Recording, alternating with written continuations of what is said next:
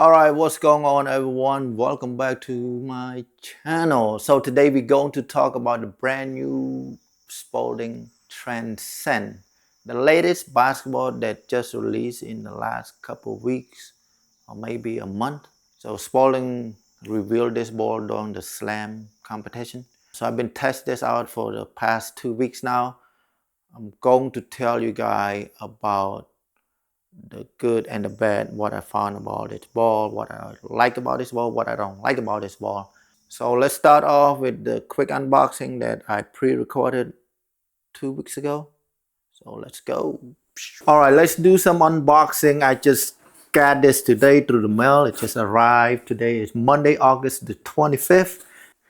Let me open it up and see how the ball is gonna be like, okay? Right, as you can see, brand new, fresh.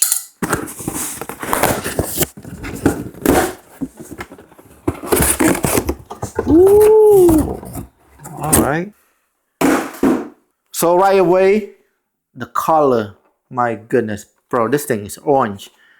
The color is remind me of the Wilson Evo NXT, okay? Similar color, that bright orange, all right? Almost like a neon color. The package, I guess, is good. It's inflated, but I think I need to put some air in it. Bro, the grip's already nice. Just feel it through the ball. But yeah, let me take this ball to the gym and I'll be right back. All right. All right. We are back 2 weeks later. Here's the ball. All right. Let's start off with the aesthetic of the ball or the look of it. Right away, you guys will notice this ball have a nice bright orange color, as if it's copied from the Wilson Evo NXT. But yeah, actually I don't mind this bright color because when I take it to the court, I always can spot it where my ball is.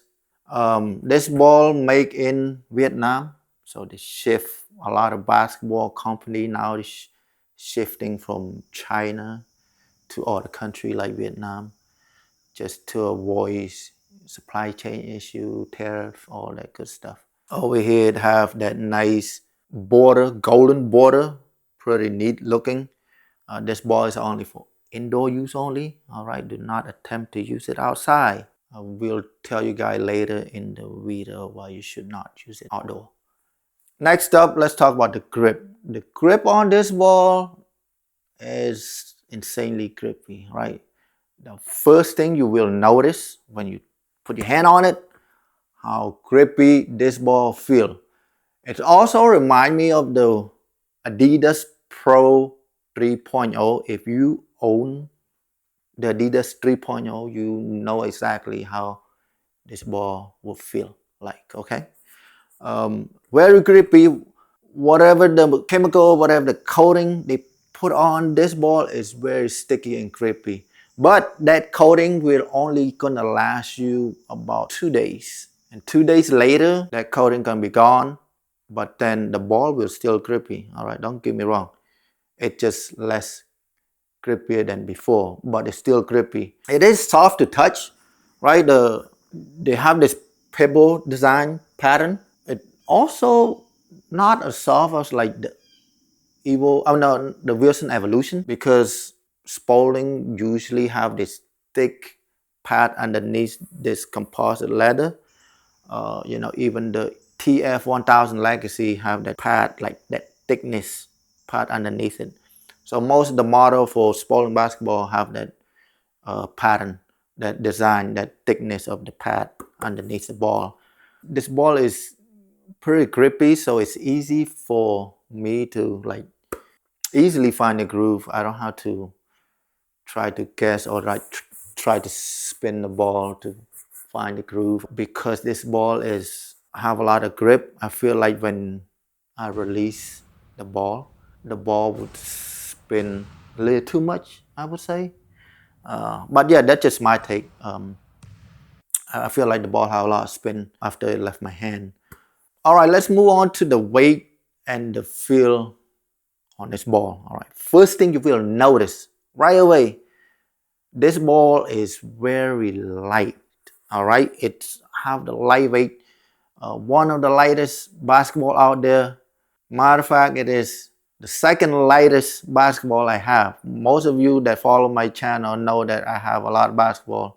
I have over what 70 to 80 basketball now, and this one is the second lightest basketball. It weighed in at 578 grams versus the Wilson Evo NXT, the lightest basketball I have, which is at 572 grams. Even though it's only a couple gram difference, but I would say this ball doesn't feel as light as the Evo NXT. Yet you still notice that this ball feel light compared to the rest of the basketball out there.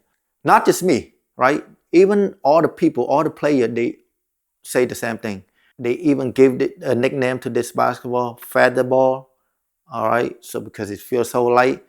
And when I play with it for 2 weeks, I tried to shoot from different spots. I shot about 30 shots from the half court, and I only make about 5 of them. All right, that's pretty low in terms of percentage. Right? It's low percentage. Most of the shot that I miss usually would hit short in front of the rim. So in front of the rim, it will hit it and then bounce off. Right? It not quite there into the basket. It feels good when it left hand, like it looked like it's gonna go in, but when it reached the basket, it kind of fall short and then hit the front of the rim and fall off. But you know, the other player, some guy come in and start to touch it for the first time. They be like, man, this ball feels so light. So they already have a kind of negative perspective about the ball. But when they start shooting, like first shot, they will make like 3 points in a row, back to back to back. And that's their first time ever shot with this ball. And other player, they, like I say, they experience the same thing I did with shot and then fell short. So I think most of the people will need to make some kind of adjustment with this ball. And talk about adjustment, another negative thing kind of that I experience is when I switch the ball from this one to, let's say, the Wilson Evolution. Because I make adjustment with this, like kind of shoot easy with it, and go back to Wilson Evolution, the same thing would happen. My shot fell short in front of the rim, right? So again, now I had to put a little bit more effort or a little bit more power for the Wilson Evolution to reach in the basket. All right, so just keep that in mind if you have to make adjustment or you switch ball from this ball to whatever the ball you decide to play with. You might experience shooting short with this ball. Let's move on to the price. All right, so I feel like nowadays the price of the basketball is insane. The Wilson Evolution over $100. The Molten BG 4500 over $100. The NBA game ball, bro, that thing over $200. Insane. This ball though, $50, right? For the indoor basketball with this crazy market, that is crazy good. All right, it's hard to find the indoor basketball with this type of price. So I don't know what kind of deal Spalding made with the manufacturer in Vietnam that they can sell it at this price, but to me, $50 now is crazy cheap. All right, but yeah, let's just move on to the bounce and air retention. Let's talk about air retention first. So when I did the first air pump into this ball, I did 8 psi. So now it's 2 weeks later. I checked the air. It's at 7.8. So it only lost 0.2 psi, which is really good, man. Like with that rate, it's very minimum. So air retention, very good. Bounce, I would say it's okay. It doesn't have this consistent crazy bounce. Sometimes it would slip off my hand a little bit. It doesn't go to where I want to go sometimes. but it doesn't happen that often anyway. So I would say the bounce on this ball pretty consistent.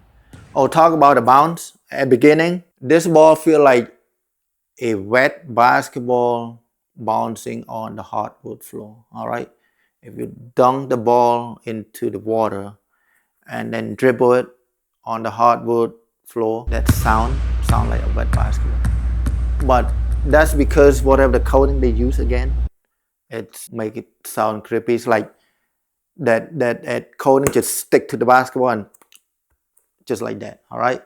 Remember I told you guys that you should only use this ball indoor only and not outdoor, because I only use it for 2 weeks and I'm already noticed a tear and wear, a lot of scratches, which mean that this ball have a very soft material, right? If you play on the concrete or a black top or cement, whatever, right? You will destroy this ball so fast. I would not recommend to play outside.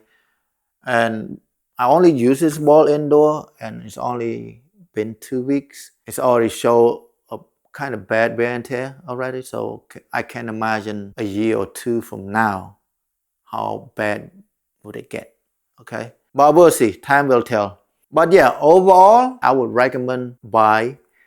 Like the price is good, the feel is nice, the grip's really good. There are more to like than dislike about this ball. So if you guys want to buy it, you can't go wrong with this ball. Personally, I think this ball better than this one.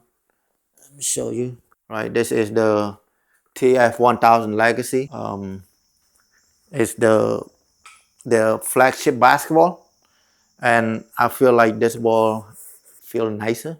To me, it feels nicer than TF1000 Legacy. The only thing that I would change about this ball though, just a little bit more weight. All right, I would say just add about 10 more gram, right? 10 to 15 more gram for this ball, it would be perfect. All right, but yeah, that's that. That's a wrap and my take on this basketball. If you guys have any questions, just leave a comment down below. I'll be more than happy to answer for you. Right now, we on the road to get 5,000 subscriber. We're almost there, 4,000 something. So if you haven't subscribed to my channel, please do so you can keep up with all the latest, the greatest basketball news or like the actual basketball. Like the channel, like the video. Thanks you guys for watching. Catch you guys in the next one. Peace.